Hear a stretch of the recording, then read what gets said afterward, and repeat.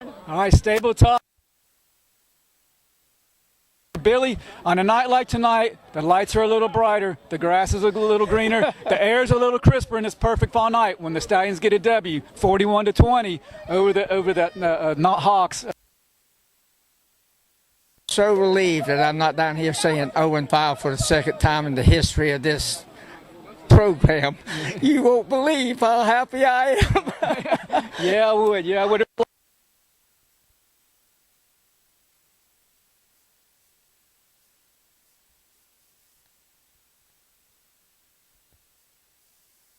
Seen more fire tonight, and it was nice to see rather than some of the I won't say lack of togetherness earlier on, and it was a different Stallion team tonight. Well, there was a lot of shakeups. I mean, you look at some of the numbers from where they were playing,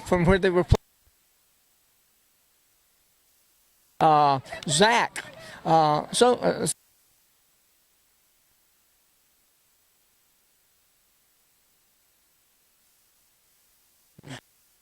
On the quarterback, that was a great quarterback. I run it and throw the ball.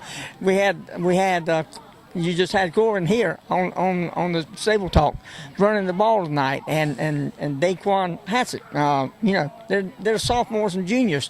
They're going to pick it up. Now, one of two things is going to happen. Either the seniors are going to say, "Hey, I better get right and get going here as we're into the conference," or else I'm going to be watching a lot of football on the sidelines because these two young men. And I said last week, we need to ride the back of number 7, and they rode the back of 7 tonight. Absolutely. I was telling Corbin, he just fights for extra yardage, and he kind of gives enthusiasm to the team when he does that.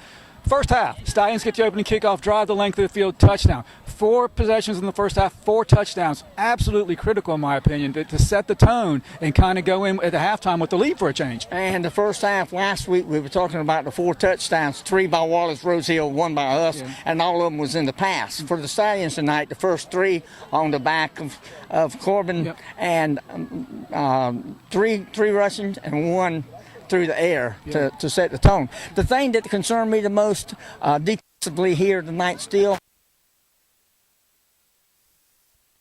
the big plays to happen, and that's got to be addressed this coming week. And if it's